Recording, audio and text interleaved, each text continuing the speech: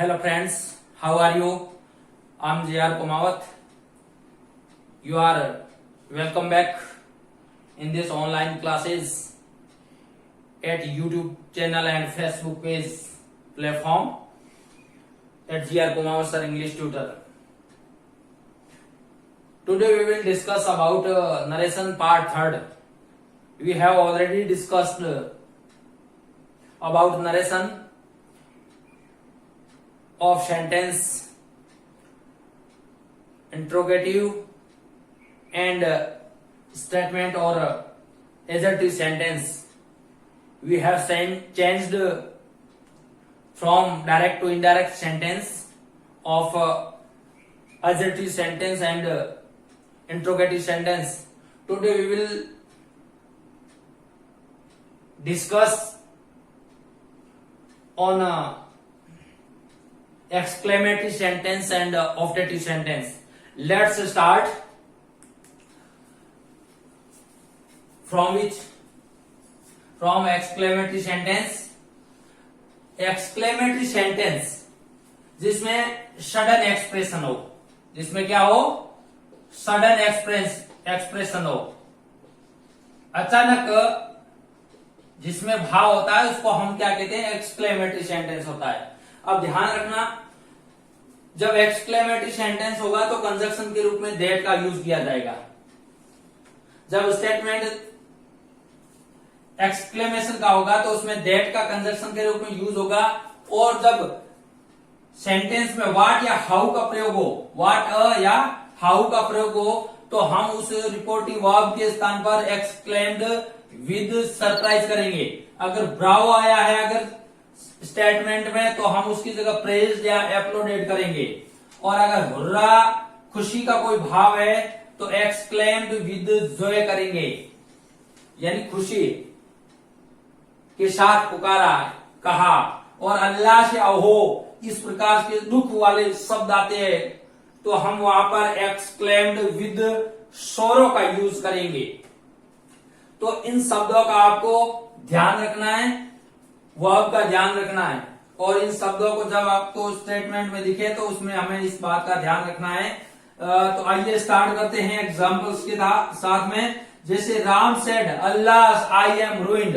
अब देखिए यहां इसमें अल्लाह शब्द आया है तो ये अल्लाह सडननेस को शो कर रहा है, ये सडन को शो कर रहा है, सडन एक्सप्रेशन है। तो जब हम इस सेंटेंस को बनाएंगे तो अल्लाह से जो शब्द आया है, ये शब्द जो आते हैं ये हट जाते हैं, लेकिन इसके स्थान पर ये शब्द यूज होते हैं। तो देखो जैसे राम, अब इधर अल्लाह शब्द आया है तो हम सेड के स्थान पर किसका यूज करेंगे? Exclaimed, Ram exclaimed, Ram exclaimed. अब अल्लाह शब्द आया तो हम किसका यूज करेंगे? दुख का भाव है, Ram exclaimed with surprise.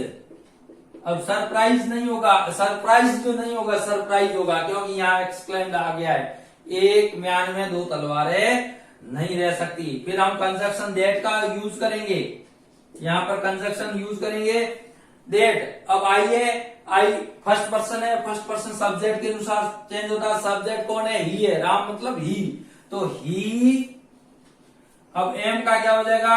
Was हो जाएगा। अब रूइंड का रूइंड।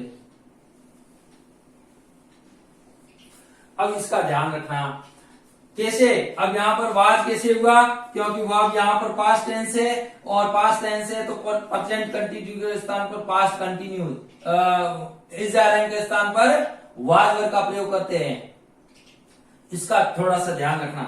अब उसके बाद में he said to us bravo you have done well. अब देखिए यहां पर he said to us, bravo लिखा हुआ है तो ब्रावो शब्द की वजह से हम क्या करेंगे? सेड टू का क्या करेंगे? सेड टू का ब्रावो का या तो प्रेज करेंगे या एप्लॉडेड। तो ही एप्लॉडेड, एप्लॉडेड का मतलब ही प्रशंसा करना होता है। एप्लॉडेड अस। अब यहां ब्रावो हट जाएगा और कंजक्शन दैट का यूज होगा।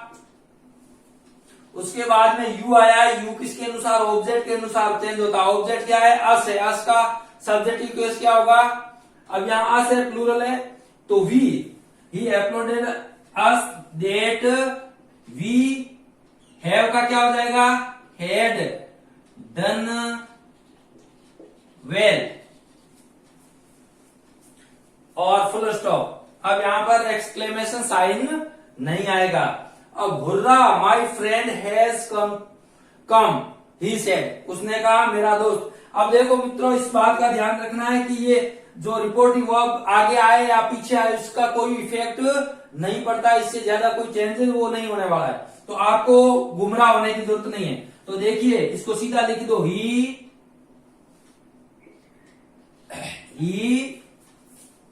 सेड का, अब एक हुर्रा है तो हुर्रा का क्या होगा, एक्सक्लेम्ड विद जॉय, तो he exclaimed with Joy, he exclaimed with Joy that, conjunction क्या आएगा, दैट। अब ही है तो माई है, फर्स्ट सब्जेक्ट क्या होगा, फर्स्ट पर्सन। अब माई फर्स्ट पर्सन है, first person subject, first person है वो सब्जेक्ट के अनुसार चेंज होता है। तो सब्जेक्ट क्या ही है, तो माई फ्रेंड मतलब his friend,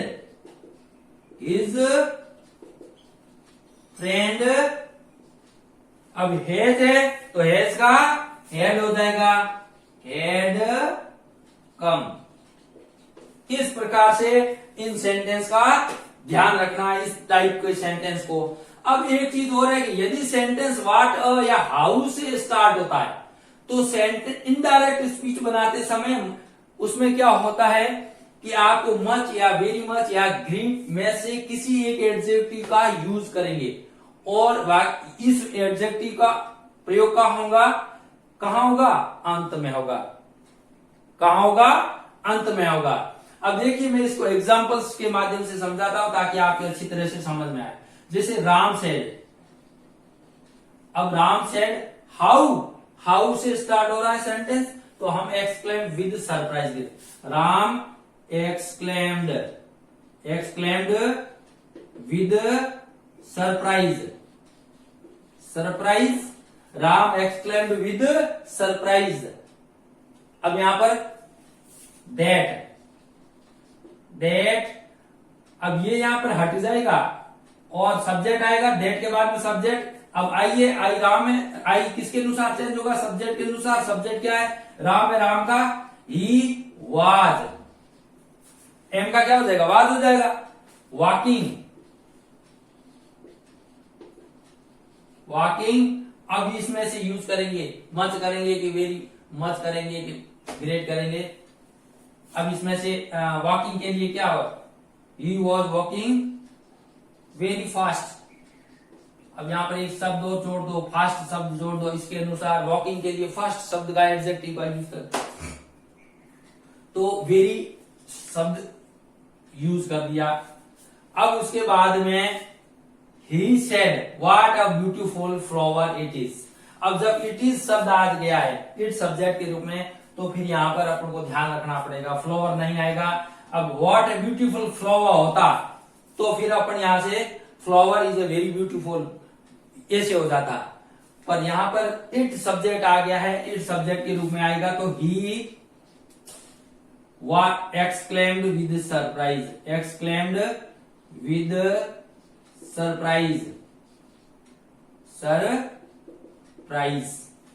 he exclaimed with surprise that it is की जगह was आएगा, it was a very beautiful flower।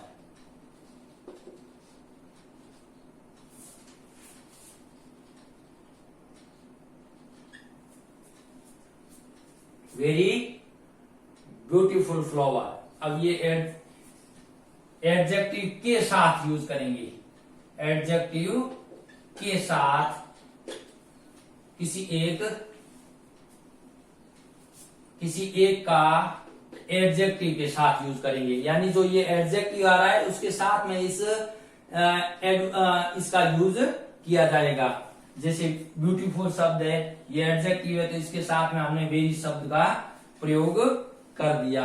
अब देखो आनंद सेड, अब इसमें थोड़ा सा ये करेक्शन है, किसी एक का एडजेक्टिव के साथ में यूज करेंगे, इन शब्दों में से किसी एक का एडजेक्टिव के साथ। जैसे अब इसमें आनंद सेड टू का एक्सक्लेम्ड विद सरप्राइज, किसकी वजह से, व्हाट की वजह से, विद सरप्राइज दैट। अब ही का क्या हो जाएगा, ही क्या है, थर्ड पर्सन है, थर्ड पर्सन नो चेंज है, तो दैट ही। इसका क्या हो जाएगा, ही वॉज अ वेरी फूल, क्या वो मूर्ख व्यक्ति है। इस प्रकार से आपको जो है एक्सक्लेमेटरी सेंटेंस का ध्यान रखना है। अब इसके बाद में है ऑप्टेटिव सेंटेंस, और ऑप्टेटिव सेंटेंस के में क्या होता है, इसमें भाव होता है, विश का होता है यानी शुभकामना का होता है, या कर्स का होता है यानी श्राप का होता है, ब्लेस्ड का होता है। इस प्रकार से भाव होते हैं, तो मीनिंग के अनुसार इनके आपको रिपोर्टिंग वर्ब को चेंज करना है। कंजक्शन के रूप में दैट का यूज किया जाएगा। अब देखिए, he said to me may you live long, अब इसमें मे यू लिव लॉन्ग, आप लंबी उम्र तक जियो, किसकी बात है, ही सेड टू मी, उसने मुझे कहा, तो उसने या तो कामना करी है या ब्लेस्ड करा, तो यहाँ कामना का भाव है, तो ही सेड टू का क्या हो जाएगा, ही विश्ड दैट, कंजक्शन आ गया। अब यहां पर सब्जेक्ट आएगा, यू है, यू ऑब्जेक्ट के अनुसार चेंज होगा, यू ऑब्जेक्ट के अनुसार चेंज होगा, ऑब्जेक्ट मी है, मी का सब्जेक्ट ही केस क्या, आई, मैं का क्या हो जाएगा, माइट, तो आई माइट लिव लॉन्ग, मैं लंबी उम्र तक जीऊं, ऐसी उसने मेरे लिए कामना करी। अब जैसे द एंग्री वुमन सेड, एक क्रोधित महिला ने, द एंग्री वुमन, अब इसमें मे यू बी रूइंड, आप बर्बाद हो जाओ, तो इसमें किसका भाव है, बर्बाद होना, मतलब इसने श्राप का भाव दिया, तो द एंग्री वुमन कष्ट, क्या किया, कष्ट किया यानी श्राप दिया, देट यू किसके अनुसार चेंज होगा, अभी यू ऑब्जेक्ट के अनुसार चेंज होता है, यू ऑब्जेक्ट अपने ऑब्जेक्ट केस हिम मान ले, तो उसके अनुसार हो जाएगा ही, देट ही, मैं का क्या हो जाएगा, माइट बी रूइंड, यानी कि आप क्या होता है, वो बर्बाद होता है। फिर नेक्स्ट सेंटेंस देखते हैं, the teacher said to me, the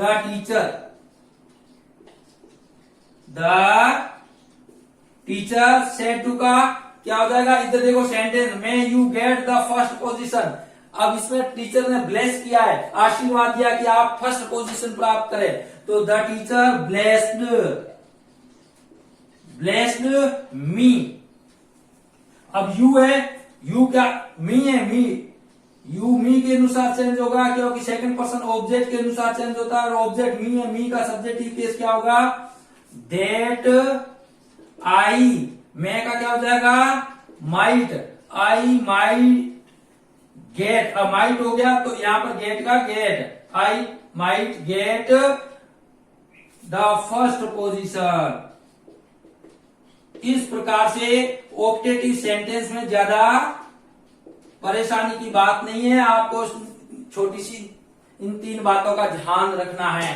उसके बाद में छोटी सी एक और बात है कि अगर सेंटेंस में अगर आपको स्टेटमेंट में ये हाय है, हेलो है, गुड मॉर्निंग है, गुड इवनिंग है, इस प्रकार से होते हैं, तो हम उसका क्या करते हैं, विश करते हैं। और अगर विदा होने का भाव है, जैसे सी यू यानी फिर मिलेंगे, बाय बाय, अलविदा, गुड डे, गुड नाइट, इस प्रकार से सेपरेट होने का जो भाव होता है, तो उसकी हम बाइट का मतलब ऐसे होता है कहना, बिड का मतलब कहना होता है, और इसकी फॉर्म कैसे चलती है, जैसे बिड, बेड और बिडन, इस प्रकार से फॉर्म चलती है। तो इनका भी साथ में वर्ब की फॉर्म का ध्यान रखना है। जैसे एक मैं एग्जांपल लेता हूं, रमेश शेड